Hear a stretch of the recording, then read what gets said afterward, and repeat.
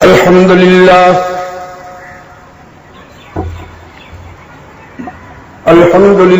وحده والصلاة والسلام على من لا نبي بعده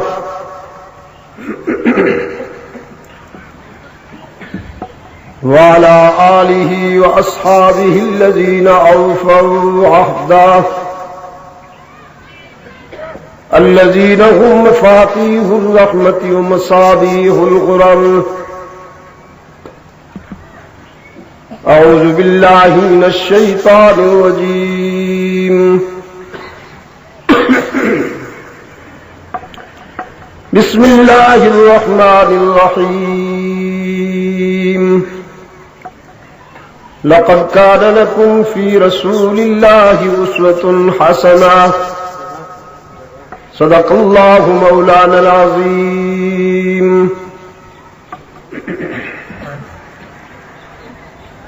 صدر اجلاس عزت مآب جناب کمشنر صاحب، ڈی سی صاحب و دیگر عمائدین و اکابرین ملت، ارباب علم و دانش، اہل سنت و جماعت کی تنظیم کے کارکنان و مسلمانان کوہاٹ، آج 12 ربیع الاول 14 اکتوبر 1989 ہم یہاں حسب روایات کوہاٹ کے کمیٹی باغ میں دعوت و تبلیغ کی نسبت سے جمع ہے. مجھے جس کی سیرت بیان کرنے کے لیے یہاں حاضری کا شرف حاصل ہو رہا ہے، وہ ذات وہ ہے کہ تقریباً 1500 سال سے جس کے حسن و جمال کو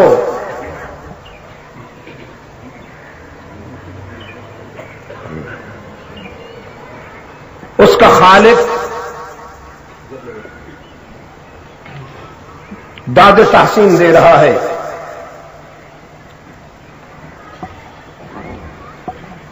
یہ کہتے ہوئے کہ ان اللہ و ملائکتہ یصلون علی النبی. یصلون مضارع کا صیغہ ہے جس میں حال بھی ہے اور استقبال بھی، یعنی اللہ اور اس کے فرشتے مسلسل رحمت عالم پر رحمتیں بھیج رہے ہیں. اس موضوع پر گفتگو کرنے کے لیے تو عمر نور چاہیے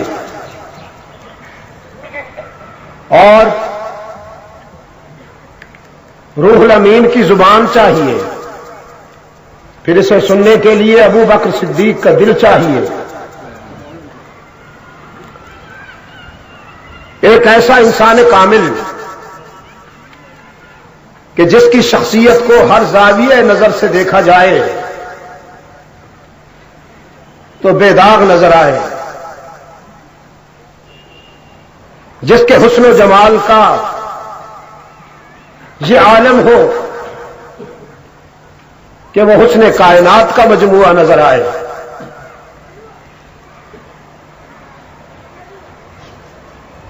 جس کے حاسدین بھی اس کی عظمتوں کے معترف نظر آئے. بلا تمہید بیویاں بہت کم مانتی ہیں. بیویاں پشتو میں کیا کہتے ہیں بیوی کو؟ خزی. بہت کم مانتی ہے خزی، اس لیے کہ گھر میں انسان بے تکلف بیٹھتا اٹھتا ہے، جبکہ آؤٹ ڈور اس کا سٹائل آرٹیفیشل ہوتا ہے. جب وہ باہر نکلتا ہے تو اس میں تسلح ہوتا ہے، بناوٹ ہوتی ہے. جب گھر میں آتا ہے تو بغیر کسی تکلف کے رہتا ہے. اس لیے ہر خاوند کی زندگی کی کتاب بیوی کے سامنے کھلی ہوئی ہوتی ہے، وہ بہت کم مانتی ہے.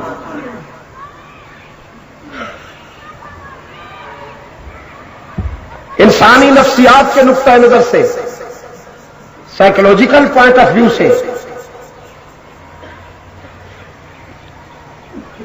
کسی کی شخصیت کو پرکھنے سمجھنے کے لیے ان 3 آدمیوں کی گواہی بہت اہمیت رکھتی ہے۔ خاوند کے لیے بیوی کی گواہی،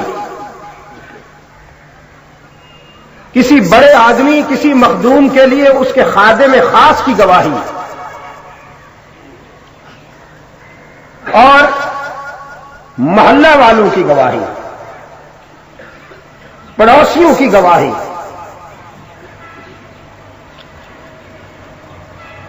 اللہ مجھے توفیق دے میں ان تینوں گواہیوں کا تجزیہ کرتے ہوئے یہ ثابت کر کے دکھاؤں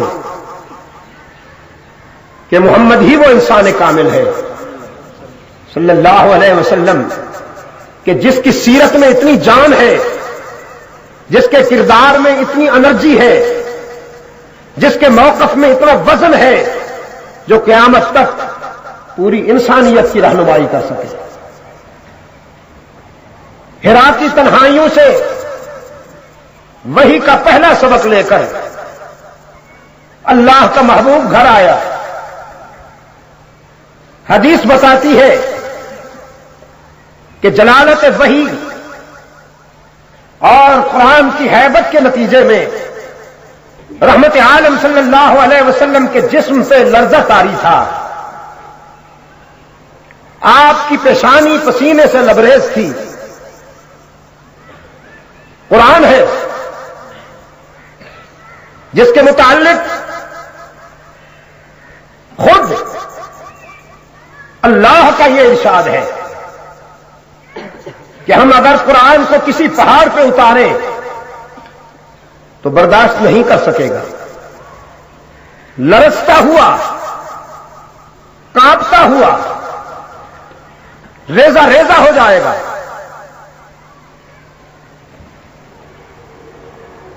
کیا فرمایا؟ ہاں فرمایا لو انزلنا هذا القرآن على جبل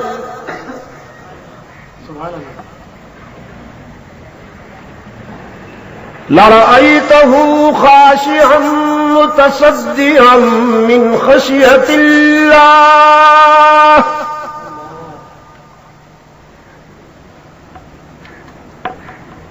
ہم قرآن کریم کو دنیا کے کسی مضبوط پہاڑ پر بھی نازل کرے تو کانپ کانپ کر ریزہ ریزہ ہو جائے گا، نہیں برداشت کر سکے گا۔ 3 حالتیں بیان کی ہیں پہاڑوں کی اللہ نے، آپ تو ویسے کوہاتی ہیں، پہاڑوں کی 3 حالتیں فرمایا ان من الحجارہ لما يتفجر منه الانہار وان منها لما يشقق فيخرج منه الماء وان منها لما يهبط من خشية الله۔ پہاڑوں میں سے کچھ وہ ہیں کہ جن سے نہریں جاری ہیں، یہ لفظی ترجمہ، پھر میری تعبیر آئے گی۔ پہاڑوں میں سے کچھ وہ ہیں کہ جن سے نہریں جاری ہیں، کچھ وہ ہیں کہ جو پھٹ جاتے ہیں اور ان سے پانی بہ نکلتا ہے، کچھ وہ ہیں کہ جو کانپ کانپ کر گر جاتے ہیں اللہ کے ڈر سے، اور میری تعبیر یہ ہے وَإِنَّ مِنَ الْحِجَارَةِ لَمَا يَتَفَجَّرُ مِنْهُ الْأَنْهَارُ۔ پہاڑوں میں سے کچھ وہ ہیں جو خوف خدا میں ہر وقت اشک بار رہتے ہیں۔ نعرہ تکبیر، نہروں کا اجرا، آنسو کی روانی۔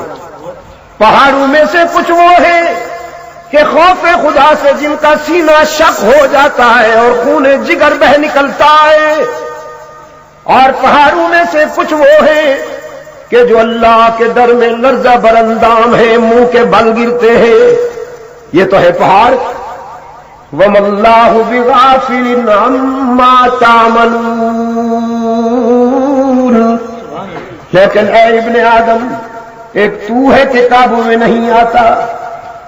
قطرے ناپاک سے تیری تخلیق ہوئی، ایک غلیظ جرثومے سے تیری تخلیق ہوئی، لیکن تو ہے کہ تیرے کرتوت ہم دیکھ رہے ہیں اور برداشت کر رہے ہیں. رحمت عالم صلی اللہ علیہ وسلم گھر تشریف لائے، جسم پہ لرزہ طاری ہے. گھر میں قدم رکھتے ہی فرمایا زملونی زملونی زملونی، خدیجہ مجھ پر چادر ڈال دو، مجھ پہ کمبل ڈال دو. خشیت علی نفسی، مجھے تو جان کی فکر ہے کہ یہ امانت سنبھال سکوں گا یا نہیں، یہ بوجھ اٹھا سکوں گا یا نہیں. ایک باوفا بیوی کی حیثیت سے سیدہ خدیجہ رضی اللہ تعالی عنہا نے رحمت عالم کے جسم پر چادر بھی ڈال دی، کمبل بھی ڈال دیا. پھر کانپتے ہوئے محبوب کے سرہانے بیٹھ گئی اور بالوں میں انگلیاں پھیرتے ہوئے گواہی دینے لگی.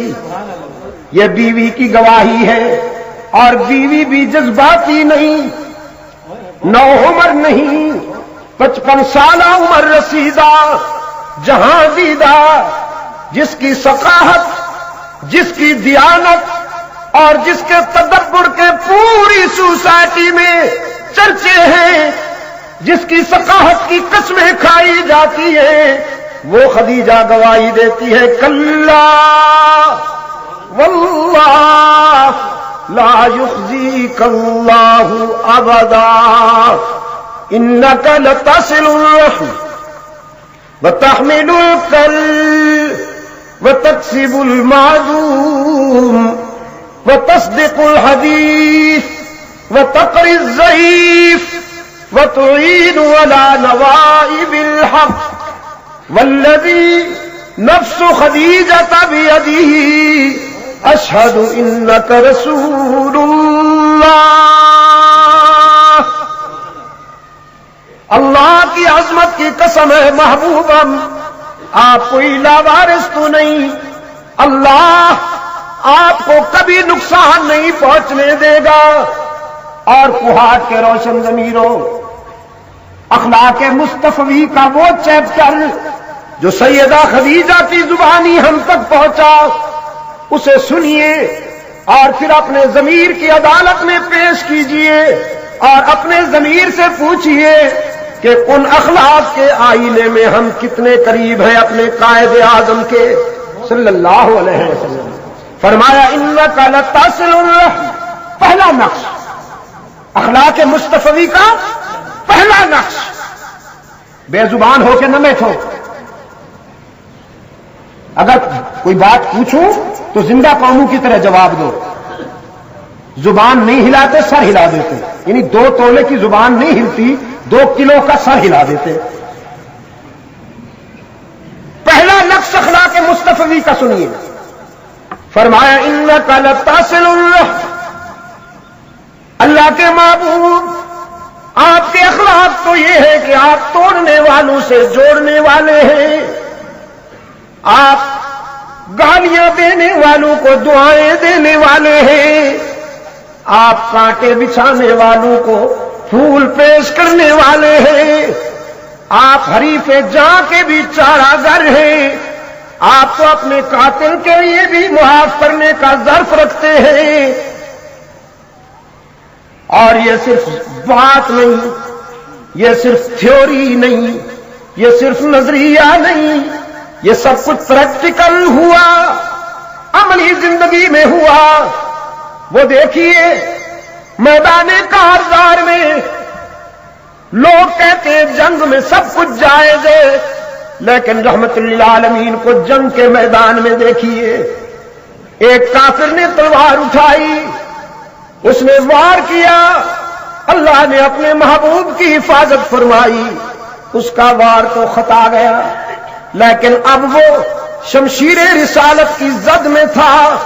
رحمت عالم کی تلوار اٹھی، لیکن اٹھ کر آپ صلی اللہ علیہ وسلم نے اسے نیچے کر لیا اور پلٹ کے دیکھا تو اپنی مراد و دعا فاروق اعظم کو پیچھے کھڑا منتظر پایا، جو عقابی نگاہوں سے اپنے قائد کی عسکری اداؤں کا نظارہ کر رہا تھا۔ رحمت عالم صلی اللہ علیہ وسلم نے اپنی تلوار فاروق اعظم کو دیتے ہوئے فرمایا، عمر اس سے تم نمٹو، اس سے تم لڑو۔ فاروق اعظم نے رحمت عالم کی تلوار کو سینے سے لگا لیا اور عرض کیا، اللہ کے رسول میں تو نمٹ لوں گا، لیکن آج میں شمشیر رسالت کے جوہر رسول کے ہاتھوں سے دیکھنے کا منتظر تھا۔ میں چاہتا تھا کہ آج آپ کی تلوار کی زد میں آ کر کوئی کافر گرے تڑپے اور اس کی طرف کو دیکھ کر میں اپنے فوجی جذبے کو تقویت پہنچاؤں، اپنے عسکری ذوق کو جلا بخشوں۔ رحمت عالم صلی اللہ علیہ وسلم کی آنکھوں میں آنسو تیر آئے۔ فرمایا، عمر یہ تمہارا ذوق ہے، یہ تمہارا انتظار تھا، لیکن تم جانتے نہیں کہ نبی کا قاتل اور نبی کا مقتول دونوں دائمی جہنمی ہوتے ہیں۔ جو بدبخت کسی نبی کو قتل کرے وہ بھی دائمی جہنمی، اور جو بدنصیب کسی نبی کے ہاتھوں سے مارا جائے وہ بھی دائمی جہنمی۔ میرے عمر محمد انسانوں کو جہنم سے نکالنے آیا ہے، جہنم میں دھکیلنے کو نہیں آیا۔ آج و تخت و خط نبوت، صداقت ابو بکر صدیق، عدالت فاروق اعظم، نعرہ تکبیر۔ رحمت عالم صلی اللہ علیہ وسلم نے صحابہ نے پوچھا، اللہ کے رسول ہمیں تڑپانے والا، ہمیں ستانے والا، ہم پر عرصہ حیات تنگ کرنے والا، ہماری عزت نفس کو مجروح کرنے والا ہمارا دشمن جب ہمارے قابو میں آ جائے تو ہم کیسے بدلہ لیں، کیسے انتقام لیں؟ رحمت عالم صلی اللہ علیہ وسلم نے فرمایا، اگر مجھ سے پوچھتے ہو تو جب دشمن تمہارے قابو میں آ جائے سب سے اچھا انتقام یہ ہے کہ تم اسے معاف کر دو۔ ایک بوڑھی گھر کا کوڑا اکٹھا کر کے کھڑی رہا کرتی تھی، جب اللہ کا محبوب گزرتا تو ڈال دیتی ان کے سر پر۔ رحمت عالم صلی اللہ علیہ وسلم نے 4-5 روز محسوس کیا کہ وہ بوڑھی نظر نہیں آتی۔ پوچھا، ہماری محسنہ کہاں گئی، وہ ہماری مہربان کہاں گئی؟ بتایا گیا وہ بیمار ہے، قریب المرگ ہے۔ فرمایا، ابو بکر، عمر، عثمان، علی، آؤ ہم اس کی عیادت کرنے کے لیے جائیں گے۔ یہ صرف سنو مت، گولڈن سٹوری سمجھ کر مزہ لینے کے لیے سنو مت، یہ نقش حیات ہے۔ اس شاہراہ پر چلنے کی کوشش کیجئے جو آپ کے لیے آپ کے قائد نے متعین فرمائی ہے۔ چاند اپنے ستاروں سمیت اس بوڑھی کے در پہ پہنچا، قائد اپنے رضاکاروں سمیت اس بوڑھی کے در پہ پہنچا، انسانیت کا معلم اپنے شاگردوں سمیت اس بوڑھی کے در پہ پہنچا۔ اس بوڑھی کو بتایا گیا، تو جس کا روزانہ دل دکھاتی تھی، تو جس پر روزانہ کوڑا پھینکتی تھی، وہ تیری طبیعت پوچھنے کے لیے آیا ہے، وہ تجھے دعا کرنے کے لیے آیا ہے۔ رحمت عالم صلی اللہ علیہ وسلم گھر تشریف لائے، فرمایا، ماں ہم دعا کرنے آئے ہیں کہ اللہ تجھے صحت عاجلہ عطا فرمائے، اللہ تجھے بہت جلد صحت کاملہ عطا فرمائے، تو پہلے کی طرح صحت مند ہو جائے، پھر تو اپنا کام کرتی رہے، ہم اپنا کام کرتے رہے۔ وہ زاروں قطار روئی بوڑھی، کہنے لگی، محمد تو کتنا عظیم ہے، مجھے معلوم نہیں تھا کہ تیرے اخلاق یہ ہیں۔ جب تو نے دنیا میں میرا دل جیت لیا ہے تو اب جہنم کی آگ سے بھی بچا لینا۔ اشہد ان لا الہ الا اللہ واشہد ان محمد عبدہ ورسولہ۔ جاوید ابراہیم، اسلام کی تعلیمات، صدر محترم، بہت آسان ہے دل توڑنا، دل توڑنا کوئی مشکل نہیں، لیکن اسلام کی تعلیمات یہ ہے کہ دل جیت کے دکھاؤ۔ اسلام دل جیتنے آیا ہے، توڑنے نہیں آیا۔ بے شک اسلام نے تلوار بھی ہاتھوں میں لی ہے، لیکن ایک ڈاکٹر کی کلینک میں مستر کی حیثیت سے کہ جو ناقابل علاج ہو جائے جو پیشنٹ اس کا آپریشن کیا جائے. انسانی سوسائٹی کو اشرار کے شر سے بچانے کے لیے اسلام بے شک تلوار اٹھاتا ہے، لیکن تلوار اٹھانے کے باوجود مجاہد ایک معالج کا کام کرتا ہے. ایک معالج اور ڈاکٹر کی طرح شفیق نظر آتا ہے، مادہ پرست بادشاہوں کی طرح آدم خور نظر نہیں آتا. سیدہ خدیجہ نے پہلا نقش یہ بیان کیا کہ آپ توڑنے والوں سے جوڑنے والے ہیں، آپ گالیاں دینے والوں کو دعائیں دینے والے ہیں، آپ مہمان نواز ہیں، آپ سچی باتوں کی تصدیق کرتے ہیں، آپ حق و صداقت کے علمبردار ہیں، آپ کمزوروں کا بوجھ اٹھاتے ہیں، آپ گمشدہ چیزیں لوگوں کے گھروں تک پہنچاتے ہیں. کوئی مانے یا نہ مانے، کوئی جانے یا نہ جانے، کسی کی سمجھ میں آئے یا نہ آئے، لیکن سب سے پہلے میں اعلان کرتی ہوں کہ آپ اللہ کے سچے رسول ہیں. کوہات کے روشن ضمیروں، رسول کے موقف پر یہ سب سے پہلی تصدیق کی مہر تھی جو ایک عورت نے لگائی. یہ اعزاز عورت سے کوئی نہیں چھین سکتا کہ اسلام کی سچائی پر سب سے پہلے ایمان لانے والی بھی ایک عورت ہے اور اسلام کی آن پر سب سے پہلے جان دینے والی بھی ایک عورت ہے. میں اس لیے کہا کرتا ہوں سیاست کے جوش میں آ کر عورت کے لفظ کی تذلیل نہ کرو، لفظ عورت کی تذلیل نہ کرو. یہ کوئی بات نہ ہوئی کہ ہر عورت ذلیل ہے اور ہر مرد اونچا ہے، ہر عورت ناقص نہیں ہوتی، ہر مرد کامل نہیں ہوتا. مرد زوال پہ آئے تو ابو جہل بنتا ہے، عورت ترقی کرے تو خدیجۃ الکبریٰ بنتی ہے. مرد زوال پہ آئے تو عبداللہ ابن ابی بنتا ہے، عورت ترقی کرے تو عائشہ صدیقہ بنتی ہے. بات نظریہ اور کردار کی ہے، بات عقیدے اور کردار کی ہے، ورنہ دونوں بول و برات کے مجسمے ہیں. مرد ہو یا عورت، دونوں خون اور گوشت کے مجموعہ ہیں، دونوں کے اندر گند بھرا ہوا ہے. بات عقیدے اور نظریے کی ہے، اس نظریے اور عقیدہ کی کسوٹی پر جو بھی پورا اترے گا بلند ہو جائے گا، جو بھی پورا اترے گا بلند ہو جائے گا. پہلی مہر سیدہ خدیجۃ الکبریٰ رضی اللہ تعالی عنہا نے لگائی. اور ہاں، جہاں میں نے یہ کہا ہے ایکسکیوز می پلیز، یہ میرا درد دل ہے، میں ضرور کہوں گا، مجھے کوئی نہیں روک سکتا. جہاں میں نے یہ کہا ہے کہ سیاست کے جوش میں آ کر عورت کے لفظ کو گالی مت دو، وہاں میں یہ بھی کہتا ہوں کہ عورت کو اتنی آزادی بھی مت دو کہ انڈین فلموں میں ایکٹنگ کرنے کے لیے تم اپنی بیٹیاں بک کرانا شروع کر دو. یہ بھی پوری قوم کی عزت کے جنازہ اٹھانے کے مترادف ہے. بالخصوص ایک ایسا شخص جو مرکز کے اہم عہدے پہ بیٹھا ہوا ہے، وہ انڈیا کی فلم میں ایکٹنگ کے لیے اپنی بیٹی کو بک کرتا ہے.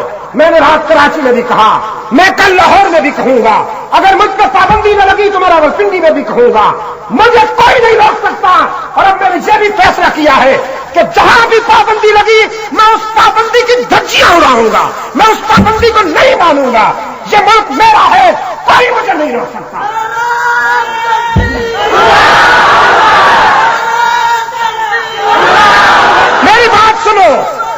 میری بات سنو، تم بیٹیاں بک کرا رہے انڈین فلموں میں، تمہیں معلوم ہے ان فلموں میں کیا ہوتا ہے؟ اور بیٹیاں مشترکہ ہوتی ہیں، میری ہو یا کسی اور کی ہو. ہم ہر شخص کی بیٹی کو اپنی بیٹی سمجھتے ہیں. یہ درد میں اس لیے اظہار کر رہا ہوں.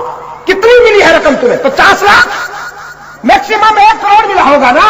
ایگریمنٹ کینسل کرو، معاہدہ کینسل کرو، پھر مجھ سے مانگو، میں 1 کروڑ انشاءاللہ مہیا کروں گا. میں در در پہ جاؤں گا، میں ہر شخص کے پاس جاؤں گا اور اسے کہوں گا مجھے دو، میں انہیں مہیا کروں.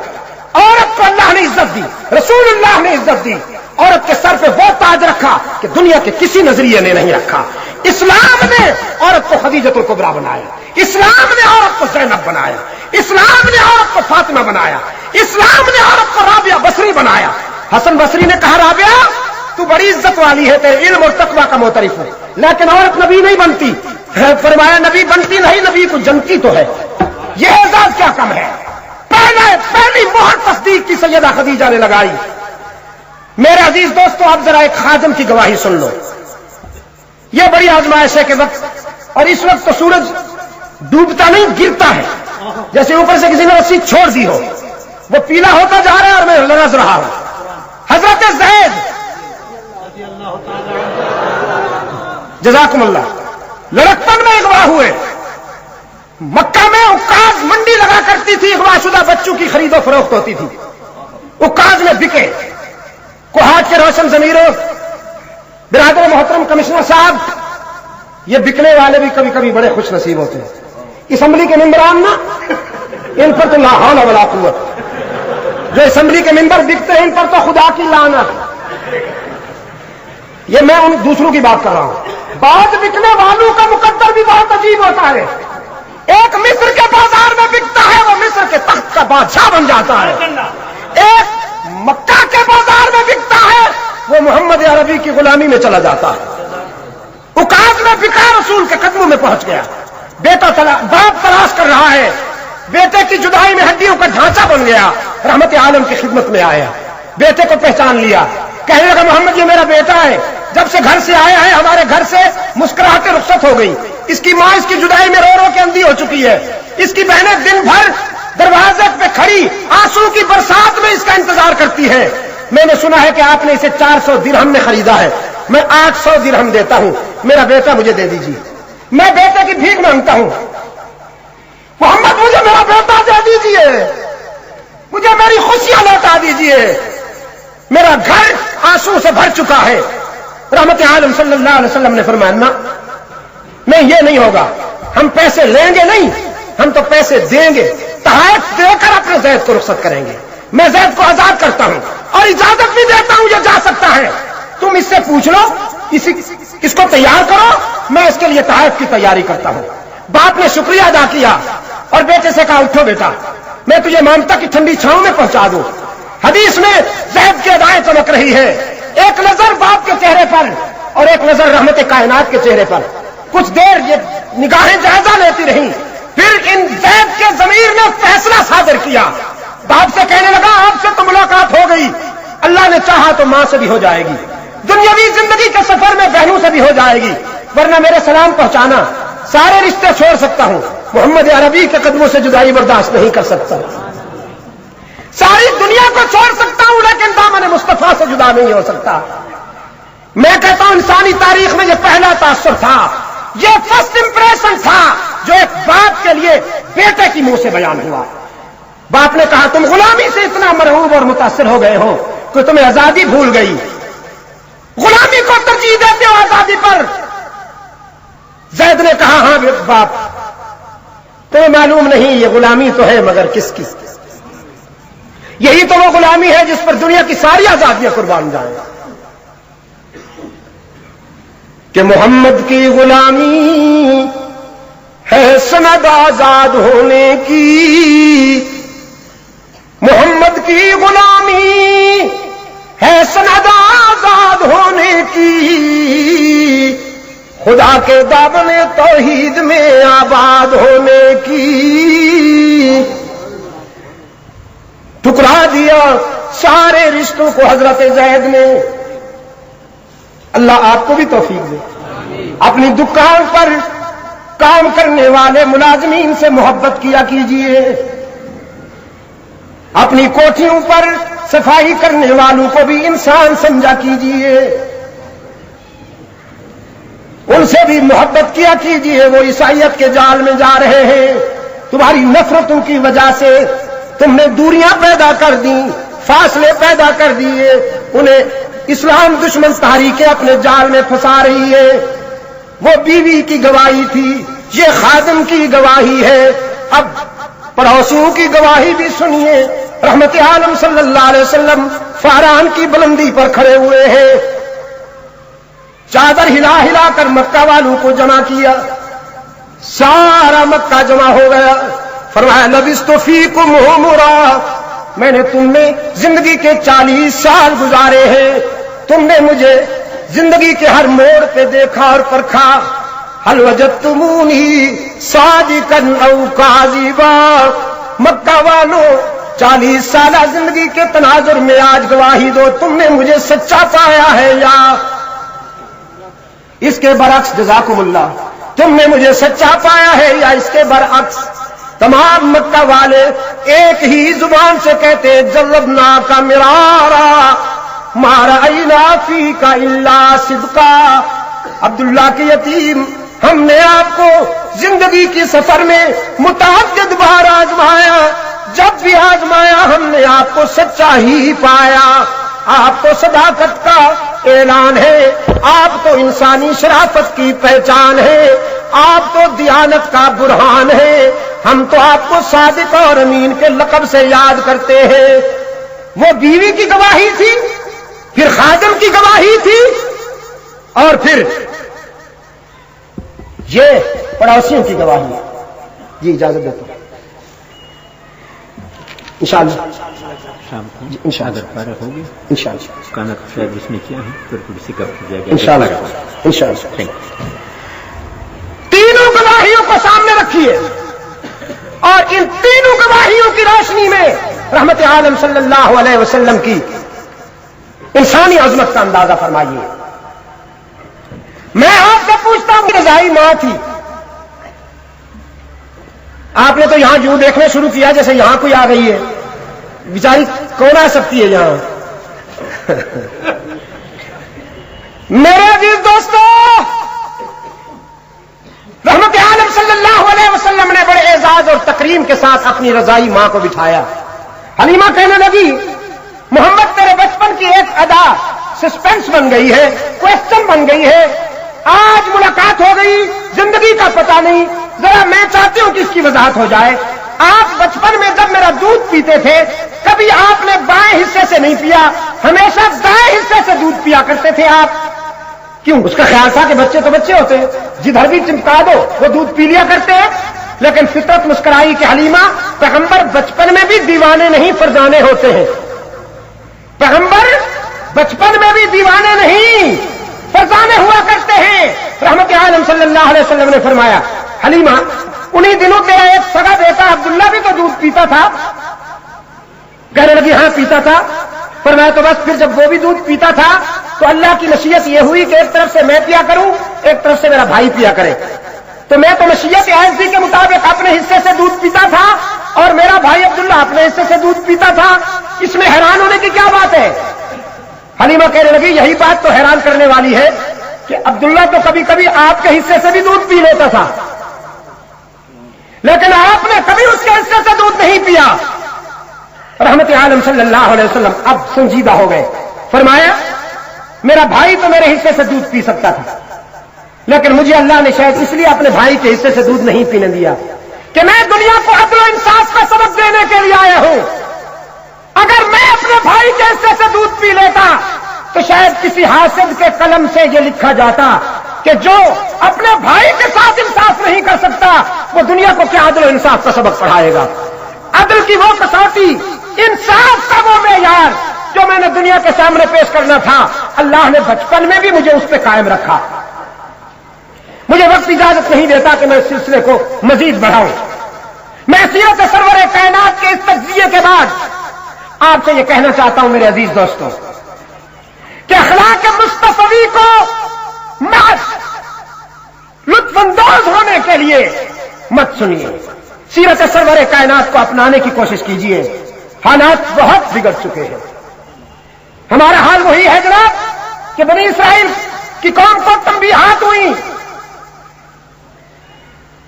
وارسلنا علیہم الطوفان والجراد والقمل والضفادع والدم آیات مفصلات.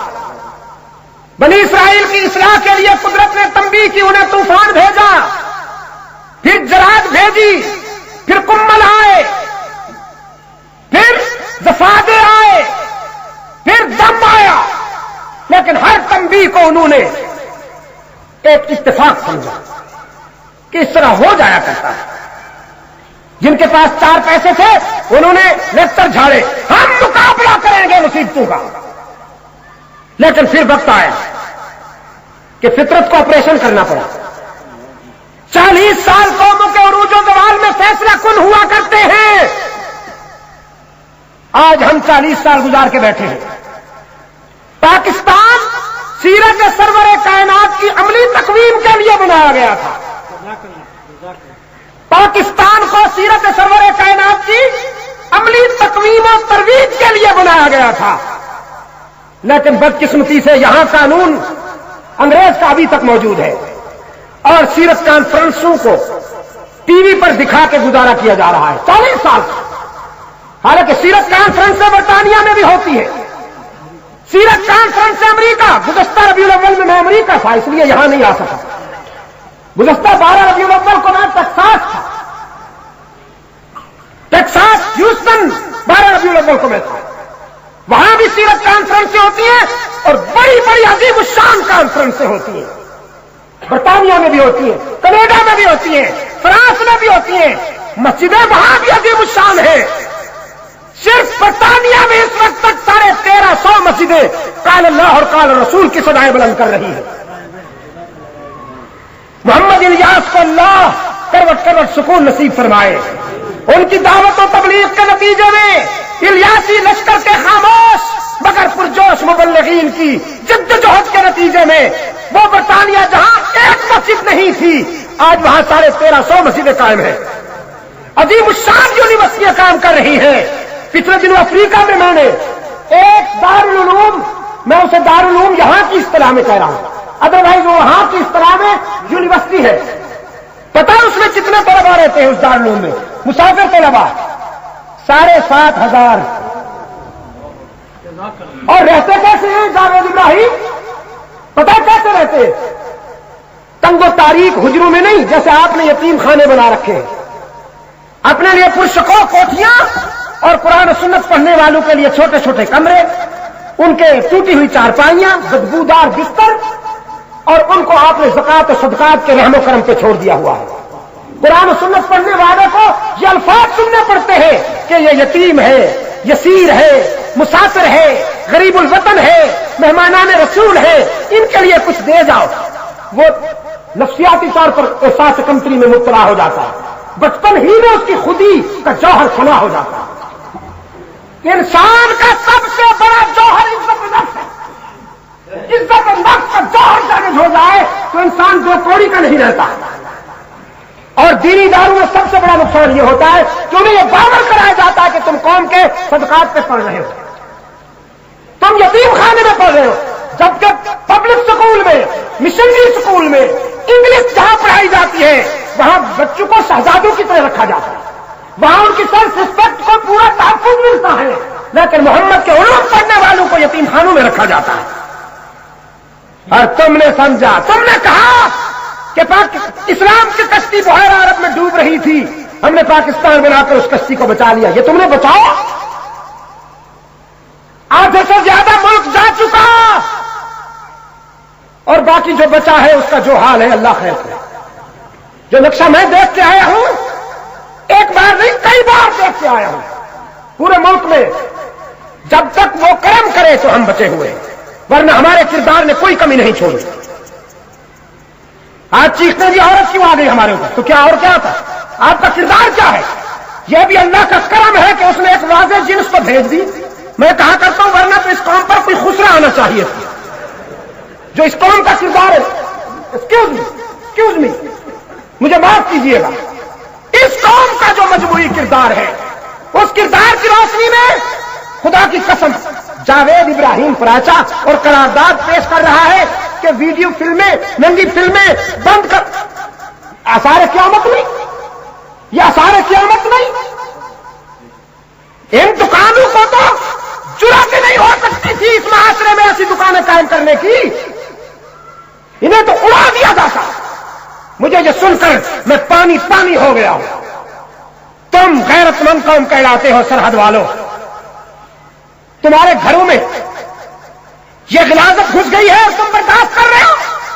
تم انتظامیہ سے کہتے ہو کہ ان کو بند کرو۔ میں سمجھتا ہوں کہ لا اینڈ آرڈر کی بات ہے، لیکن میں آپ سے مطالبہ کرتا ہوں، انتظامیہ کی کچھ مجبوریاں ہوتی ہیں، انتظامیہ کی کچھ مجبوریاں ہوتی ہیں، مجھے پتا ہے۔ انتظامیہ سے درخواست کرنے کے بجائے آپ کے اندر یہ غیرت ہونی چاہیے، آپ کے کردار کے اندر یہ جرأت ہونی چاہیے کہ اس شہر میں کسی کو یہ جرأت نہ ہو سکے کہ وہ اس قسم کی ننگی فلموں کی دکان کھول سکے۔ اور اگر تم خود نہیں کر سکتے ہو تو پھر کوئی اور کیا کر سکے؟ اور کوئی کچھ نہیں کر سکے. میں کینیڈا میں گیا, وہاں پر میں نے دیکھا کہ اگر کسی نے سگریٹ پیتے ہوئے بچی ہوئی سگریٹ پھینک دی تو اس کے ساتھ والے آدمی نے اس کو پکڑ لیا, اس کے ساتھ والے آدمی نے اس کو پکڑ لیا اور پولیس کو بلا دیا. وہیں اس کے اوپر $75 فائن ہو جاتا ہے, $75 وہی جرمانہ ہو جاتا ہے اس پر کہ تم نے سگریٹ کا بچا ہوا ٹکڑا پھینکا کیوں. پولیس نہیں پکڑتی کہ عام آدمی پکڑ لیتا ہے اس سے. اور یہاں ہمیں قراردادیں پیش کرنی پڑتی ہیں سیرت کانفرنسوں میں کہ ہمیں غلاستوں سے نجات دلاؤ. آپ خود اپنا کردار ادا کیجئے. اگلی بات, یہاں پر اسلام کو دور یتیمی سے ہمکنار کرنے کے لیے سازشیں ہو رہی ہیں زیر زمین.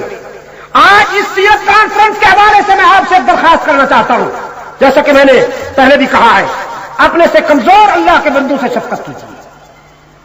جھونپڑیوں میں بسنے والے, صفائی کرنے والوں کو انسان سمجھیے, انہیں عیسائیت کے جال میں مت پھینکیے.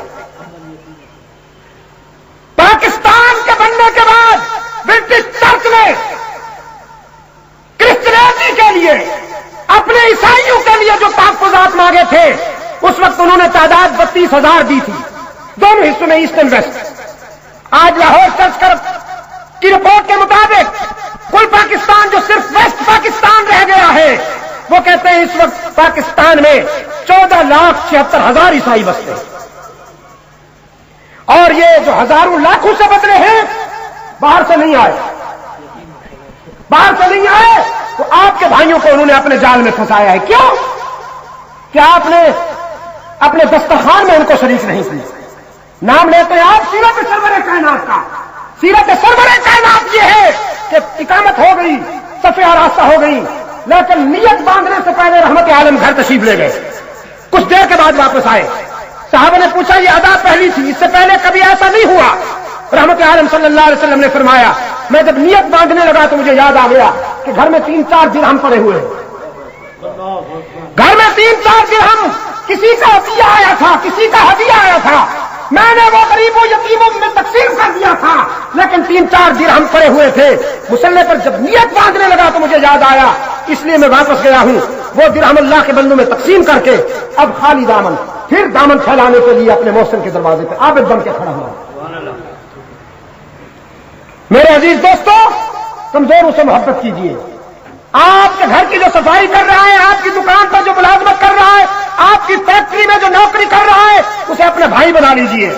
حضرت زید رضی اللہ تعالیٰ عنہ نے جب اپنے باپ کو یہ جواب دیا تھا تو اس دن کے بعد زید ابن حارثہ نہیں کہلاتا تھا, پھر زید ابن محمد کہلاتا. پوچھیے علماء کرام, اس کے لیے مستقل قانون اترا, پھر عرش بریز ایک مستقل قانون اترا اس کے لیے عرش بریز ہے. بڑا خوش نصیب انسان ہے زید. قرآن نے صرف اسی کا نام لے کر سکتے ہیں, تمام صحابہ کرام میں سے اس کا نام لیا گیا ہے. کمزوروں سے محبت کیجیے, سب سے بڑی عبادت ہے. صرف تسبیح پڑھنا, نمازیں پڑھنا, صرف روزے رکھنا, حج کرنا. ہر سال حج پہ جا رہے ہیں جی, بڑا حاجی ہر سال حج پہ جاتا ہے جی, بڑا خوش نصیب ہے. حضور نے صرف کتنے حج کیے؟ حضور نے آہستہ, حضور نے کتنے حج کیے ہیں؟ کوہات کے بے زبانوں, کتنے حج کیے حضور نے؟ صرف 1,000 نا, صرف ایک حج کیے حضور نے. اور آج اگر کسی کو 4 پیسے مل جائیں تو ہر سال حج پہ جاتا ہے, پتہ نہیں یا مال لینے جاتا ہے. میں آپ کو بتاتا ہوں, صاف بتاتا ہوں علماء کی موجودگی میں, ہر سال حج پر جا کر 40-50 ہزار خرچ کرنے کے بجائے یہی 40,000 کسی ایسے گھر دے دیجئے جس غریب کی بچی بیٹھی ہوئی ہے اور جہیز نہ ہونے کی وجہ سے اس کے ہاتھ پیلے نہیں کیے جا سکتے. خدا کی قسم 100 حج سے بھی زیادہ ثواب ہے. اس کا 100 حج سے بھی زیادہ ثواب ہے. میرے پاس وقت نہیں ہے حاجی صاحب, میں کیا کیا بات کروں. میرے عزیز دوستو, سیرت سرور کائنات صرف سنانے کی نہیں, صرف منانے کی نہیں, اپنانے کی چیز ہے. صحابہ جیت گئے کہ انہوں نے حضور کی سیرت کو اپنایا, اور ہم پیچھے رہ گئے کہ ہم نے حضور کی سیرت کو محض منایا. اللہ آپ کو حضور کی سیرت اپنانے کی توفیق عطا فرمائے. آج مجھ سے ایک وعدہ کرتے ہو, اپنے محلے میں اگر کوئی غریب ہے تو اس کا پتہ لوگے, وعدہ کرتے ہو؟ حضور نے فرمایا جس صوفی اور زاہد نے پیٹ بھر کے کھانا کھایا, ساری رات عبادت کی, بازار ہو جائے ان کی جنب ہی, اور ایک بھوکا انسان اس کے پڑوس میں بھوکا ساری رات تڑپتا رہا اپنے بچوں سمیت, صبح ہوگی تو سارے سجدے, سارا قیام, ساری ذکر و فکر اس کے منہ پہ مار دیا جائے گا. اللہ کی منشا یہ نہیں, اللہ کی منشا یہ ہے کہ وہ کھانا جس نے اپنے معدے میں ٹھوس لیا, خود کھانے کے بجائے اگر یہی کھانا تقسیم کر لیتا, کچھ خود کھاتا اور کچھ اس بھوکے انسان کو کھلا کے سو جاتا, تو حضور نے فرمایا اس کا سونا عبادت لکھا جاتا. یہ کرو گے آئندہ؟ اپنے سے کمزوروں سے محبت کرو گے, نفرت نہیں کرو گے نا. اللہ کے ان بندوں سے محبت کرو, صحت مندوں جنہیں اللہ نے بیماری دی ہے. اللہ کے ان بندوں سے محبت کرو دولت مندوں جن کی جیب خالی نظر آتی ہے. اللہ کے ان بندوں سے محبت کرو علماء کرام جو ان پڑھ ہیں. اللہ کے ان بندوں سے محبت کرو جوانوں جو ضعیف ہیں اور کمزور ہیں. یہی سیرت سرور کائنات ہے, یہی چیپٹر سیدہ خدیجہ کی زبانی ہم تک پہنچا ہے. اللہ تعالی ہمیں عملی مسلمان بنا کر رحمت عالم صلی اللہ علیہ وسلم کی حیات طیبہ پر چلنے کی توفیق عطا فرمائے. میں اسی پر اکتفا کرتا ہوں. عثمانی لائبریری ہمارے پشاور کے عزیزوں نے میری انگلینڈ میں ہونے والی تقریروں کو کتابی شکل میں شائع کیا ہے. پڑھے لکھے حضرات اس کا مطالعہ کریں گے انشاءاللہ. اس میں آپ کو توحید و رسالت اور عظمت صحابہ کے مضامین ملیں گے. جوہانسبرگ افریقہ میں پچھلے مارچ میں دوستوں کے اصرار پر 3 دن مسلسل سورہ یوسف کی تفسیر تلاوت سمیت تفسیر ہوئی تھی میری. یہ کوئی غالباً 5 گھنٹے کا پروگرام ہے. یہ بھی انہوں نے مکمل سیٹ تیار کیا ہے. یہ بھی جو دوست چاہیں گے اللہ آپ کو توفیق دے کہ اسے گھر گھر پہنچائیے. آپ کے اتحاد کو سلام کرتا ہوں اور دعا کرتا ہوں. 11, 12, 13 کو انشاءاللہ رائے میں پورے عالم اسلام کا اجتماع ہو رہا ہے. پورے عالم اسلام کا اجتماع ہو رہا ہے. اس میں شرکت کے لیے بھی آپ تیاری فرمائیے. 11, 12, 13 نومبر کو انشاءاللہ میرے خیال میں 10, 11, 12 10, 11 بجے, یہ مجھے آپ سے زیادہ یاد ہے. 10, 11, 12 نومبر کو انشاءاللہ رائے کے اجتماع کے لیے تیاری کیجیے. وہاں دعا کے لیے لاکھوں ہاتھ اٹھتے ہیں اور آنکھیں برستی ہے. اس دعا میں شمولیت کی سعادت ضرور حاصل کیجیے. کوہاٹ کے تعلیم القرآن کا بنیاد, سنگ بنیاد میری موجودگی میں رکھا گیا تھا. مجھے بتائی گئی تھی وہ ساری تفصیل.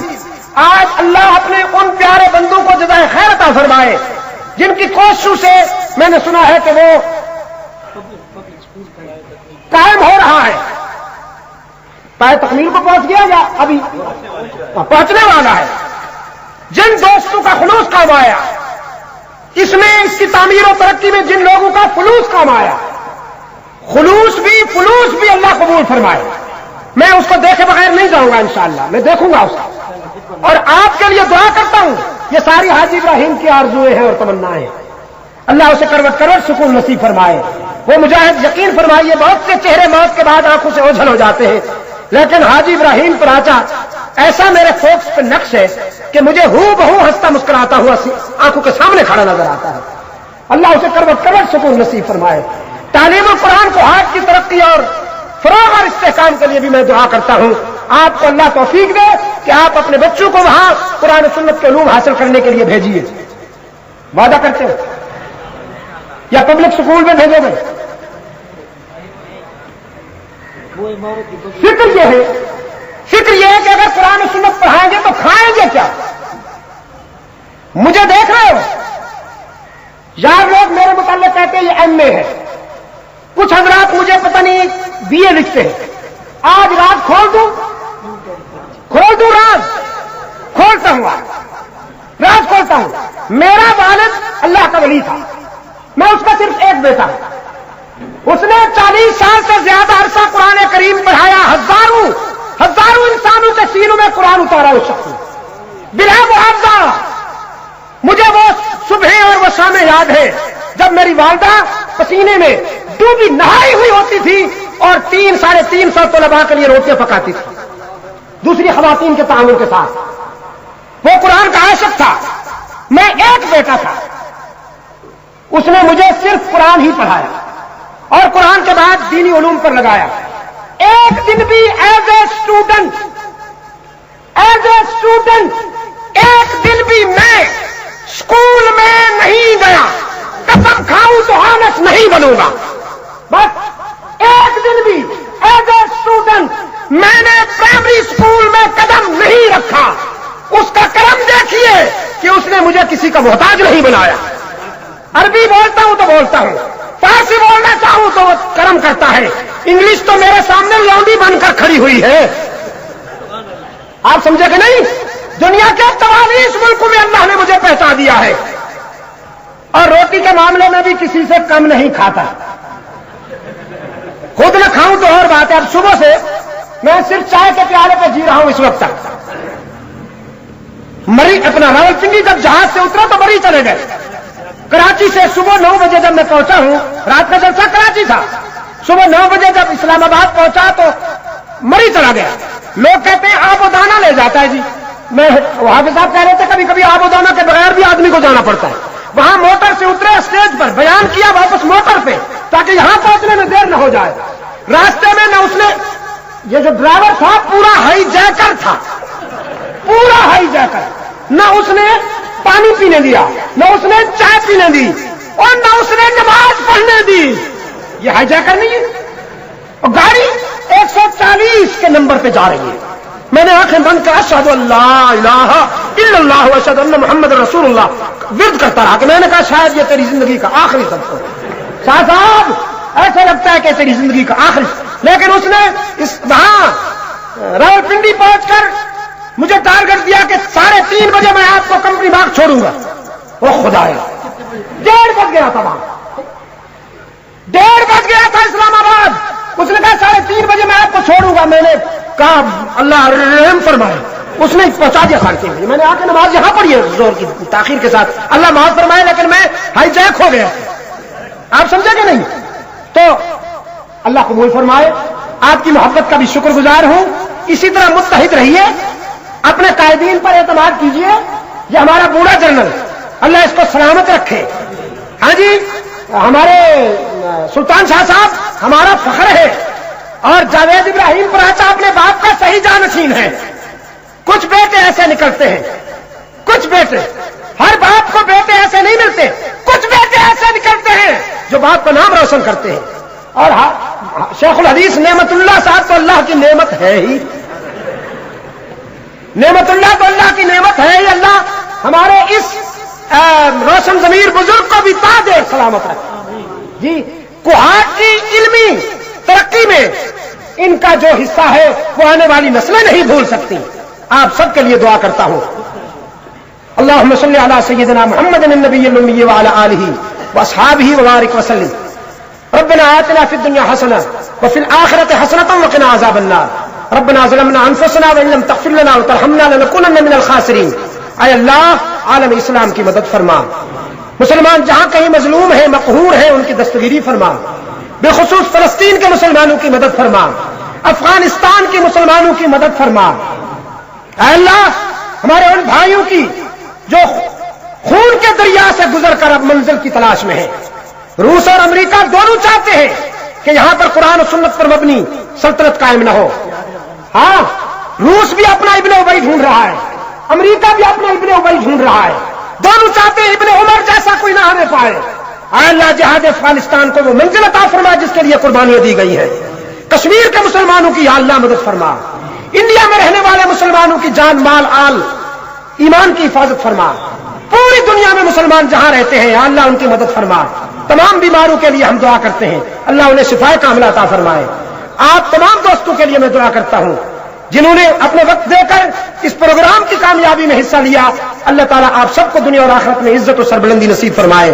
میرے لیے بھی دعا فرمائیے، جس راستے پر ہم چل رہے ہیں زندگی کے آخری سانس تک اللہ ہمیں اس پر چلتے رہنے اور استقامت کی توفیق عطا فرمائے۔ میں چاہتا تھا کہ عشاء کے بعد بیان ہو جاتا تو پھر وہ وقت کی پابندی نہیں ہوتی، پھر آدمی جا سکتا ہے بہت دور تک، لیکن حکم یہی ہوا تو میں نے تعمیل کر دی۔ یہاں کی انتظامیہ پر بھی میں اگر ان کے لیے کچھ کلمات تحسین نہ کہوں تو میرا خیال میں زیادتی ہوگی.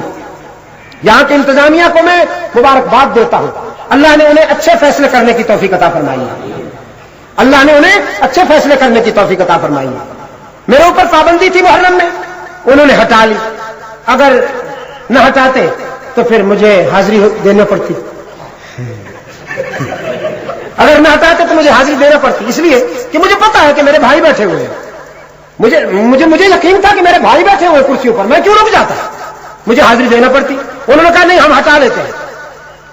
کمشنر صاحب چلیں گے, شام کو ملاقات ہوئی تو میں ان سے کہوں گا آپ مجھے 1.5 مہینے کے لیے امن کا سفیر نامزد کر دیجئے. بتائیے آپ نے اسلام آباد والے حضرات کو, مجھے امن کا سفیر بنا دیجئے, میڈیا میرے حوالے کر دیجئے.